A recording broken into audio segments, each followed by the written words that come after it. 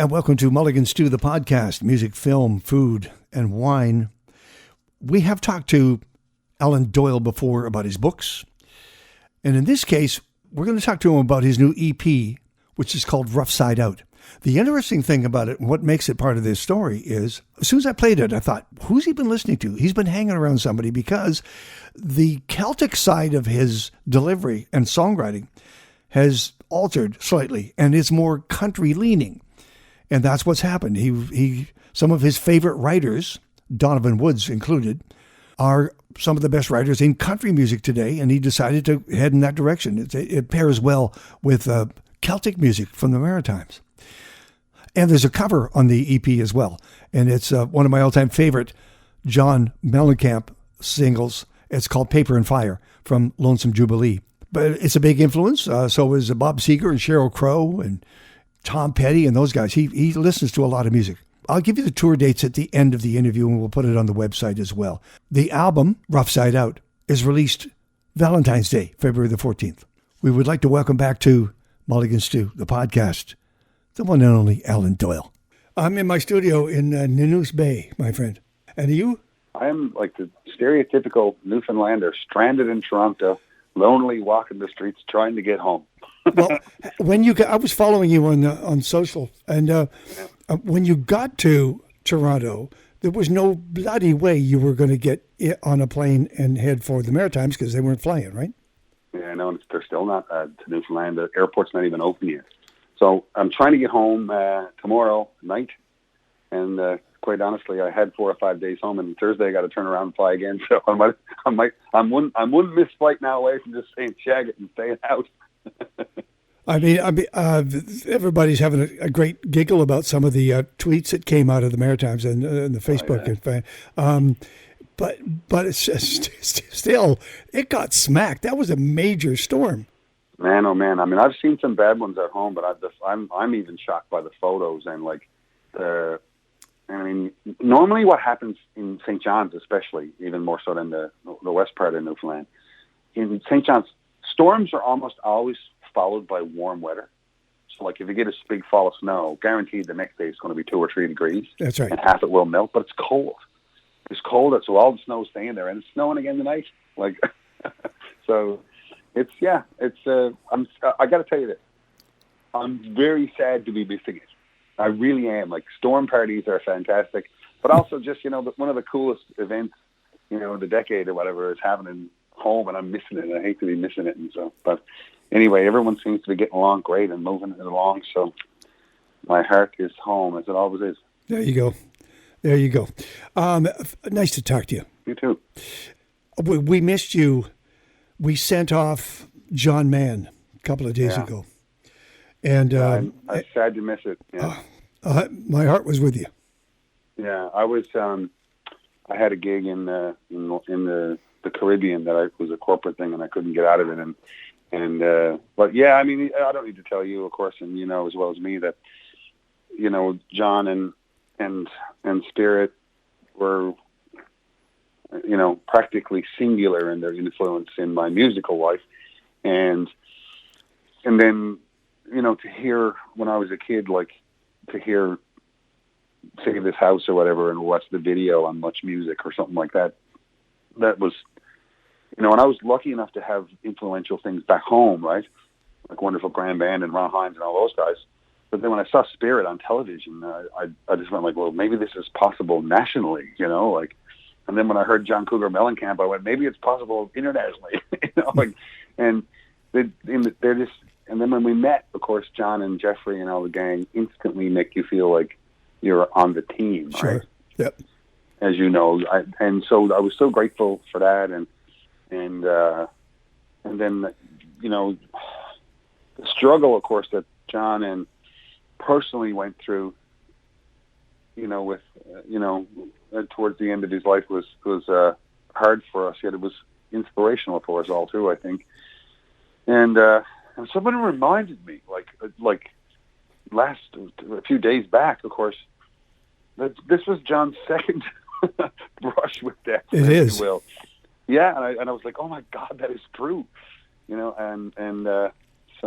some of us some of us can endure so much, and so he was a massive hero of mine and remains so in his passing.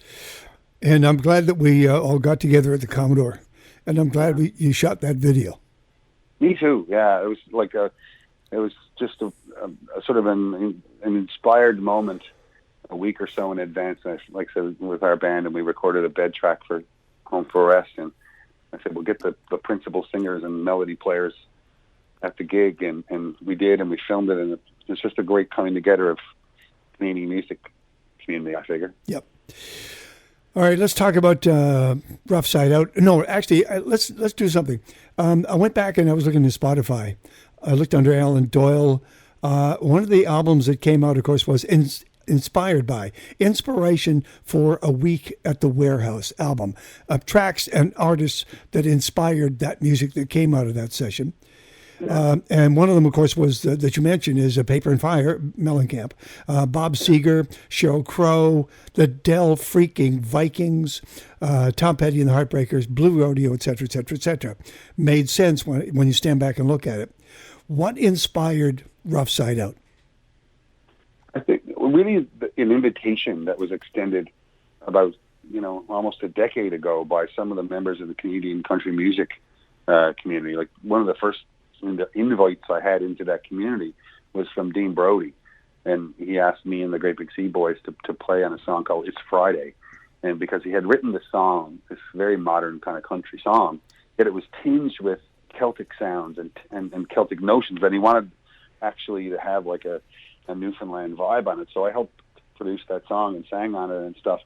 And in conversations with Dean, and then later with like Tim Hicks and a few other guys, I became aware, of course, that, those guys are all 8 or 10 years younger than me, and I became aware of how influential Great Big Sea and the Rankin family and a few of the other Atlantic Canadian bands and Jimmy's writing and Ron Hines writing and all that stuff, how influential the Atlantic Canadian music scene was for the Canadian country music group, and I'd never really thought of it before, I suppose, but and so I just kept exploring it more and more, and it just seemed like a real natural fit to go write some songs in the country world, and to have them live in that kind of into that kind of production and stuff, and for a little round. And what I was most thrilled about, of course, is that I brought songs that are about things that are important to me, right? Because what else would you think of that? And some of them are might sound whimsical to some other people, like about, say, a song like We're Gonna Love Tonight, and because it probably sounds like a whimsical idea to some, but you've known me long enough to know that there's not much in this world that's more important to me than somebody giving me their night out. Yes. And I go like, that's a contract that I will not break lightly. If you buy a ticket to my concert, you're getting everything I got. And Alan, why that stands out so much is A, it's you, but B, there's so much cynicism on stage. It drives me crazy when you can see people taking the audience for granted. They're just going through the motions. You don't go through the motions. No, it's too important to me, and it's too. Simply put, I'm too grateful. I'm too grateful that people gave me their night. The first thing people are going to hear from me when I walk out on stage every night is thank you, and the last thing they're going to hear from me when I leave stage is thank you. And I just always felt that way, that and more, people have options for what they want to do, and I'm always delighted that people still come, and it's important to me. So like a song like We're Gonna Love Tonight, it might sound like a whimsical thing to some, but it isn't to me. And then like there's another song on there called Anywhere You Want to Go. Yeah. And it's an homage to my apprenticeship being the pub singer in St. John's before Great Big Sea started. You're talking about, what do you want me to sing? I don't care where you are in the room. I'm going to sing whatever you want to sing. Whatever the night wants done. What do you want? Bob Dylan, sure, great. And that craft, right, is overlooked by many, and I have such a deep and profound respect for the guy in the corner or the gal in the corner of the Rose and Thistle pub, making a great night for people over the din of the pool or pinball or the chat, and I just I love that profession, and I have a great deal of respect for it. And to be honest with you, I loved my time doing it. I paid my way through university doing 4 sets a night at Trapper John's. There you go. The Rose and Thistle. Now here's the deal, Alan. There must have been a time when the room wasn't listening. You were playing, but they weren't listening. Can you remember a moment when you looked up and they were listening? Well, a couple of things occur to me when you ask that question. The first thing is, I remember the first time Great Big Sea did a theater tour. And we had our whole apprenticeship and my whole apprenticeship playing noisy bars and pubs where people weren't listening and stuff. And then you hone your craft in those places primarily to do anything to get people's attention. Yes. Right? To do whatever you got to do to make people look up from the gambling machine, to get them to stick around and order one more beer. And so much of the stagecraft of it, if you will, is in attention grabbing and that kind of thing. And then when Great Big Sea did our first theater tour, I remember walking out on stage and at the Arts and Culture Center in St. John's and going like, "Oh my God, they're already looking." They're already facing this direction. Like, what the freak do I do now? And I honest to God remember, like, the biggest lesson I took away from those earliest theater gigs was, we need to switch up what we're doing. Yep. Like, and by we, I primarily meant me. It's like I need, you focus a bit more on what you're actually singing and playing, first of all, but then it's kind of changes your stagecraft, right? Because you don't need to do things that are attention grabbing, because you already have their attention, and so that's I think a turning point or a shift or a moment in every pub singer's life that you have to survive and thrive on, ideally. Alan Doyle's on the phone from God knows where.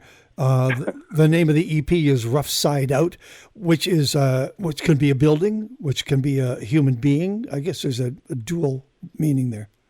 Yeah, it's one of the things I'm most charmed about in Newfoundland is that, you come to Newfoundland and you see something that looks strange, or like you hear something that sounds strange or odd, but all those things have perfectly good reasons why they are. I love that. And it's like, like the jelly bean houses or whatever in St. John's, for example, or, the fact that the covering that's on most of the houses looks different, right? Yeah. But it's for a reason, a very practical reason. We live in a really windy, salty winter climate. Yeah. And if you put the rough side of the clapboard out, the paint sticks to it more. Okay. And so rough side out, and even things like there's a really good reason why people from the part of Newfoundland that I'm from have an Irish accent, because it was sold primarily by Irish people. And, so all those oddities are actually based in something that's extremely organic and real, and Rough Side Out is just one of those things, the Rough Side Out clapboard, that just sort of encapsulates that in kind of a perfect way. I always love that. We Don't Want to Go Home, which is just a perfect song, absolutely perfect song for you. I knew your hand was in it, that somebody didn't write it, and then you've discovered it. You're in there. But I love the fact that it was co-written with Donovan Woods. Todd Clark was a wonderful country writer from here in Canada, and Donovan. And Dean was quick to jump aboard and sing it with me, because as the title suggests, it's for a gang of people to sing, right? Like, it's plural. And Donovan is, I don't need to tell you. I mean, he's if I could pick to work with one songwriter in the world right now, I would pick Donovan Woods. He's the guy. Right? And he just happens to be a friend of mine. I was like, oh my God. So I wrote a bunch with Donovan, and that song in particular was really, I was grateful to Todd and Donovan, because that song is really verbatim a conversation that I had dozens and dozens of times in my life. When, it's the bane of bands, of actors, theater actors, of people who work in kitchens and restaurants, service people, that their work day is finally over, and they roll down the street to find one place left open, and they walk into the bar, and someone calls last call 5 seconds after you walk in the door. And you spend your life, man. You spend your life practicing your pitch to the bartender. And usually it doesn't work because he has somewhere to go or she has somewhere to go. Yeah. All right. Be pretty crafty. And I won't brag about many of my talents, because trust me, like I always say, I'm the worst singer in my family. I won't brag about any of my musical talents, and I wouldn't be so foolish as to do that. But I'll throw my hat in the ring for the guy who has the greatest pitch to keep the bar open at any time. If that's going to be a superhero skill, I'll chuck my name in the ring. Well, let's play the damn thing. We Don't Want to Go Home. This is from Rough Side Out, Alan Doyle. Fun song. Long time since we had a night like this. Maybe it's a morning. So hell no, don't you go ringing the bell. We'll miss the best part of this story. And Lord knows we just want to sing a little more. Oh, we don't really want to drink alone. No, we don't want to go home. Oh, no, we don't want to go home. No, but we don't want to go home. No, we don't want to go home. No, we don't want to go home. No, we don't want to go home. No, we don't want to go home.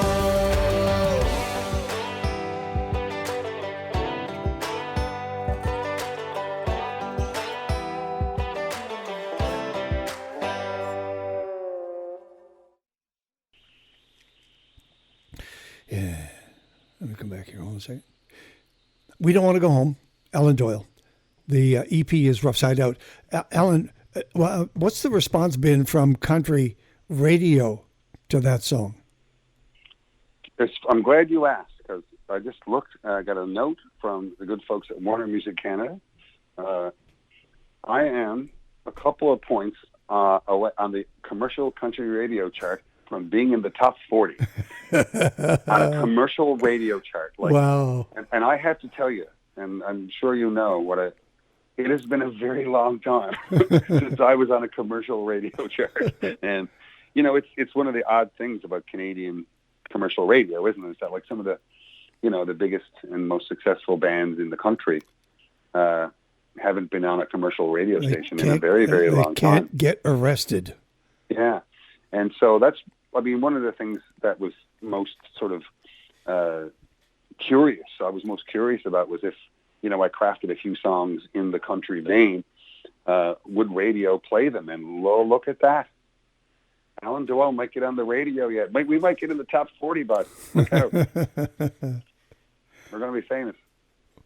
Do you want it to take you in that direction? If it turns out to be just a glorious EP and arrival, do you want to chase that bunny? What do you want to do? You know what? One of the things I always say is that I make a lot of plans, right? We have to, especially this day and age, about where we're going, where we're touring, who's in the band, how much we're going to spend. But I don't like to make that many musical plans. I don't like to. That's one thing I don't find it benefits me to know where I'm headed next. And I can tell you this: my favorite writers in the world right now are writing country music. Donovan Woods is writing country music, or writing music that people call country. Exactly. And they can call it. I don't care what they call it. You can call it. I don't care. That's my favorite writers right now are writing under that umbrella. And as I mentioned earlier, the most influential music, singer-songwriter music of my young life was, from local people like Ron and national people like Spirit and John, those guys. But then, I bet you can remember when Lonesome Jubilee came out. Oh yeah. And I stood in front of the TV watching MTV or whatever, Much Music or whatever, and watching John Cougar, who was the guy I had covered many times, previous. in a rock and roll kind of way, I watched him play a song that had fiddles and accordions and banjos and all the stuff that I could play in it. And it was just so cool. And I was just like, and like the world opened up, you know, and I went like, and, you know, and so Lonesome Jubilee remains one of my favorite records of all time. Totally. And I was there I was playing it. I interviewed him for Much Music. We went down to his house, spent time there. That album, Lonesome Jubilee and Paper and Fire in particular, was such a revelation because nobody had fiddles in rock and roll. Nobody. And then like Check It Out and all that stuff was on that record, or the, Pink Houses and all that kind of stuff. And I just, you know, it was that kind of, you know, singer-songwriter, like, if you will, like, you know, John Cougar or Springsteen or whomever, surrounded by a gun band, you know, that to me has always been very appealing. And then, you know, in sort of more recent times, you'd see it with someone like, say, Sheryl Crow, you know, where, or even sort of to broaden it a little bit, someone like Elvis Costello. Sure. Like he puts out a record and he goes on tour, and you probably have no idea what that's going to look like or sound like. Like it could be trumpets and a brass band, or it could be a rock band, or it could be, you know. And like I love that idea of a career where you just wander and people come with you, you know, and it's so cool. But Paper and Fire in particular, it sort of, I love that record, and that was my favorite song on that record. And I can tell you, I've never wanted to cover a song more than Paper and Fire. But here's the thing. You cannot cover Paper and Fire unless you have an amazing accordion player and an amazing fiddle player and a banjo player who stand next to each other. And a killer drummer. And a killer rock band all the while. Because Kenny Arnoff was a great drummer. I saw him last year actually playing with John Fogerty. Yeah.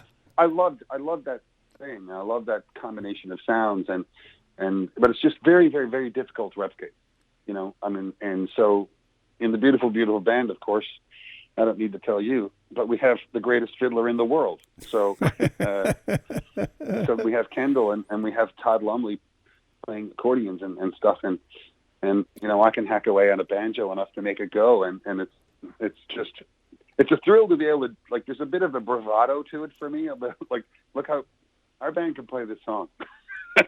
You know, like, it's like being able to cover Zeppelin or something. I don't know, you just go like, it's satisfying in a musical way. This is Paper and Fire, the Mellencamp song, as done by Alan Doyle and the beautiful, beautiful, gypsy, beautiful, beautiful people from Rough Side Out. Mulligan Stew, CKUA Radio. Mulligan Stew, the podcast. Alan Doyle's on the line. Safe, farting through silk in Toronto. Having a good time. You have a tour planned. Not quite a freeze your ass off. You might actually, Spring might give you a handshake along the way. For those listening in Alberta, you have to know that February the 25th is at Yates in Lethbridge, the 26th, the Esplanade at the Hat in Medicine Hat, the 27th of February in Red Deer, the 28th at the Southern Alberta Jubilee, the 29th at the Northern Alberta Jubilee Auditorium in Edmonton, March the 1st in Lloydminster, the 3rd in Fort McMurray. Wow, that'll be something. March the 4th in Grand Prairie. And I noticed, and couldn't help but notice, that April 28, 29, 2 nights at the Triple Door in Seattle, which is where I may finally catch up with you. Oh, that's a wonderful venue. Have you ever been there? I've never been there. Oh, it's great. Well, first of all, I'm so grateful to get so many dates in Alberta. I've done lots of times, you know, when you blast through Alberta and play Edmonton, Calgary, and whatever. Yeah. And as you know, Alberta has been a mecca for Newfoundlanders and Atlantic Canadians for decades now, and it's great to sort of fully hash that out and be a part of Alberta life for a week or two. The Triple Door in Seattle is a real cool music venue. It's a famous old blues and jazz sort of almost like you might call like a club in a way, like in the old-fashioned kind of way, where it's tiered sort of clamshell tabling setups and the like, and quite big. And we played it on the last tour and sold it out, so they're giving us 2 nights there this time to start off the U.S. tour. And I'll highly recommend if you want to come down. It's great. It's a great night out. Okay, it's an excuse to go to Seattle, of course, and see our friend Tim Meeks, and then see you at the same time. That's the best thing Fantastic. about it. You're going to be bringing the 6-piece band? Yeah, so myself and Kendall and Corey Tepford, of course, wonderful singer, guitar player from Newfoundland, and then Todd Lumley on piano and accordion, and Shahab Ilyas on bass, and Chris McFarlane from played in Great Big Sea for his whole life and my whole life. the only guy who's ever kept me in time in my life. They're all with me, and we have a wonderful singer named Kelly Prescott, who you will know as in the lineage from Family Brown. Yeah, she's from that gang, and she's something else, man. She's amazing, and so it's going to be, the shows are really going to be a review of my career so far. People will hear traditional songs from Newfoundland that I knew as a kid, and then some of the favorite ones we did with Great Big Sea, and then songs from my records and songs that I did in the odd movie or something, and songs I might have did for who knows what else. But it's, lots of traditional music, lots of country music, lots of rock and roll, all designed to have the greatest night in the history of night. There's 2 tracks here I got to ask you about. One is It's Okay. Now, that's an easy phrase. It could be a throwaway, but it's not a throwaway. There's some serious human, personal living in that song. Do you want to tell us about it? It's well, I've been working on this charitable foundation called $1 a Day for mental health and addictions, and I suppose because I think that if we can fix mental health and addictions issues in the country by 1%, we'll cure so many other things by 20, and so that part is important to me. I guess it just got me exploring the thing. What you want to sing to people sometimes is what they like to hear the most, and what they need to hear the most, and what I need to hear the most when I'm upset or if I'm having a dark moment is I need someone to come to me and just tell me it's going to be okay, and I'm lucky, I'm one of the lucky ones. I'm surrounded by, family and friends that love me, and I just, I get that a lot, and I suppose I just always wanted to write a song that gave me the opportunity to stand in front of people and tell them that it's going to be okay. Good. Good. So I wrote that. I wrote that song, and I love that sentiment. So let the highs and lows whirl on the winds that blow. We'll take them as they come. When we haven't really sung it live yet, you will certainly across the country. Yeah. There'll be some moments when it'll take you away. Yeah. Yeah, you know what? This is really the first time I ever talked about it, and it's kind of an emotional song in that, I hope it gives people great comfort and joy, even though it's kind of melancholy, but and it was crafted really to have an ensemble, kind of almost like a choral place where people could come together, right, to sing it together, and God knows we got great singers in our band, so yep, I'm looking forward to doing it. And you should comment on "I Gotta Go" because it would, if you cared to actually close your show with the song, it would be fantastic. I actually have been playing that one for a while, and of course I do. Yeah, that's the last song of the night, and that really.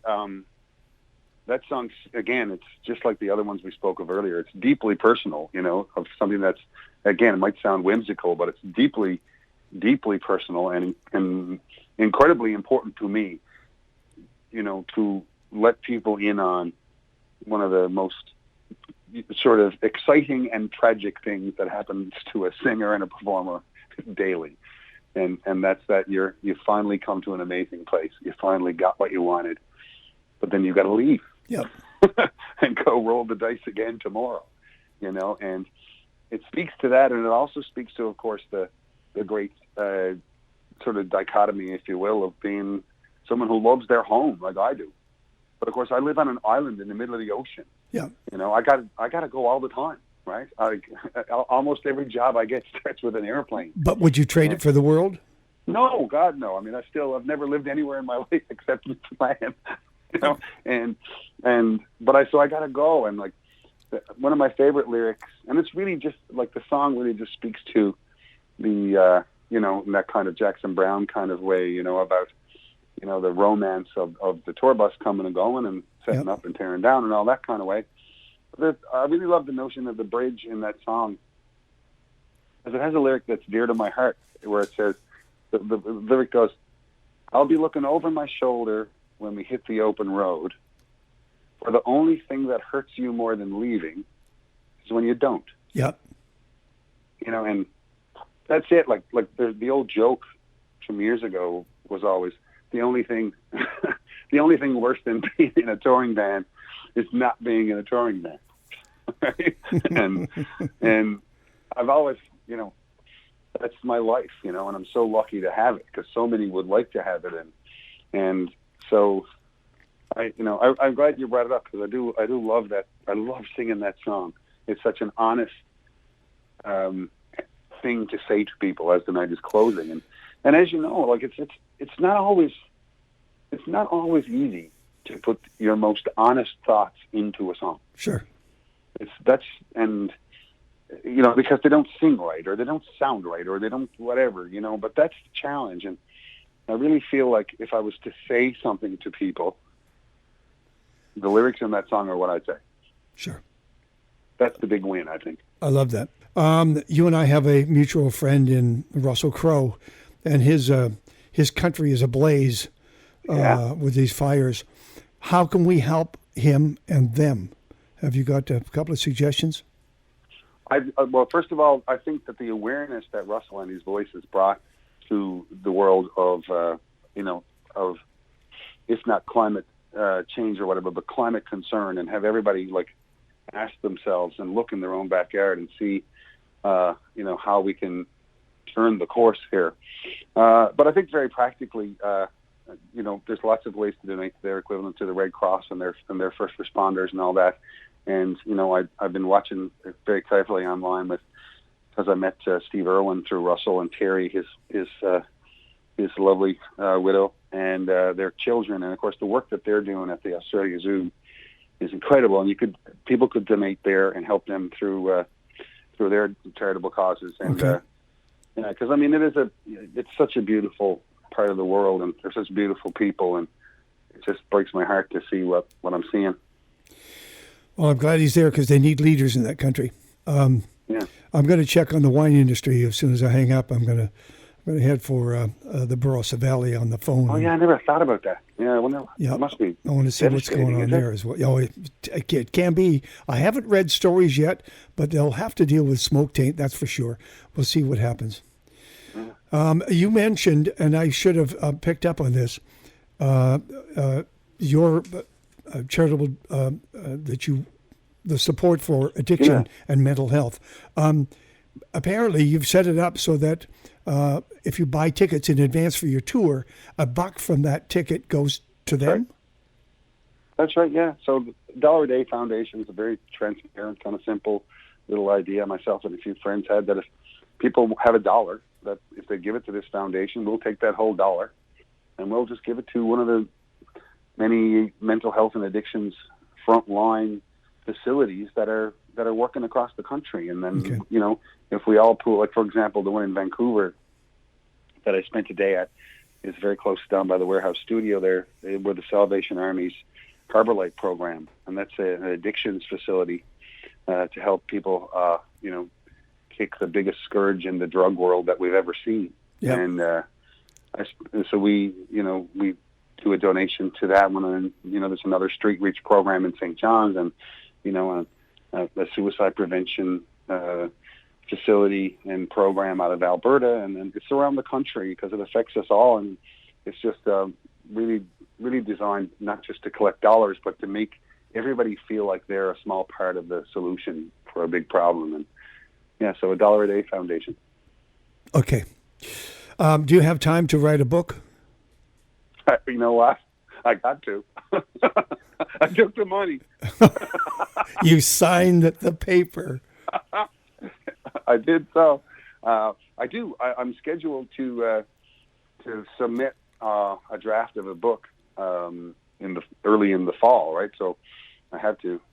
One of my duties once the tour gets rolling is that's when I'll write it all in the afternoon. And it's great. It's a great thing to be at when you're on the road, because it's the routine for me is always I get up, I sleep as late as I can, and I get up often mid-morning or late morning, and I exercise, and I eat something, and then I still have 5 or 6 hours before the show, and I try to, one of the things I need to do, because I'm a singer for a living, and it doesn't come natural to me, is shut up. And writing a book is a great way to make you shut up. And what was the pitch on the book? What's the story? I'm not totally sure yet. What the publisher is most interested in is an exploration of why I think Newfoundland is the way it is. Okay. And what stories do I have that both demonstrate what Newfoundland is like, and what research or exploration I could do to find out why I think that is. If only you'd experienced this snow firsthand. Well, hopefully I will one night. I mean, you can start the book right there. Start it right there. Fantastic. Okay. Thank you for this. All right, man. Let me know anytime. It's lovely to talk to you. Thanks. See you soon. All right. Mr. Alan Doyle, a gifted storyteller, songwriter, author, actor, human being, the one and only Alan Doyle. He has a new EP. I hope you'll check it out. It's called Rough Side Out. It comes out February the 14th, Valentine's Day. Now, on our website, mulliganstew.ca, under the podcast subsection, we're going to give you all of the dates that he's playing across the country, and we'll add to it as we go, because he's heading for Britain as well. But in Alberta, February the 25th, the Yates in Lethbridge, the 26th, the Esplanade in the Hat, the 27th in Red Deer, the 28th at the Southern Jubilee Auditorium in Calgary, the 29th, the Northern Jubilee Auditorium in Edmonton, March the 1st in Lloydminster, the 3rd in Fort McMurray, wow, and March the 4th in Grand Prairie. Congratulations to Alan Doyle, continuing on in this smashing trajectory that he's got going for himself with his solo career. And speaking of solo careers, Gordon Sinclair from the Tragically Hip is about to release his first solo album. It's called Taxi Dancers, and we'll be talking to him. Oh, by the way, there is one other interview that's coming, because as you know, the Oscars are about to happen, and I'm gathering up two people who know what they're talking about. Gary Cogill, who has been a film reviewer for many, many, many years, based in Dallas, now in Hawaii, and the love of his life, Haley Hamilton Cogill, who is not only a film fan and knows what she's talking about, but is a sommelier and knows her wines. We're going to pair the Oscar films with wines next week on Mulligan Stew, the podcast. So get your Oscar list ready to go. Have a couple of bottles you can choose from. We're going to give our best suggestions as to who is going to win what of the big awards next Sunday. And we'll have wines to pair with the film. It's just good therapy. This is Mulligan Stew, the podcast. Music, film, food, and wine.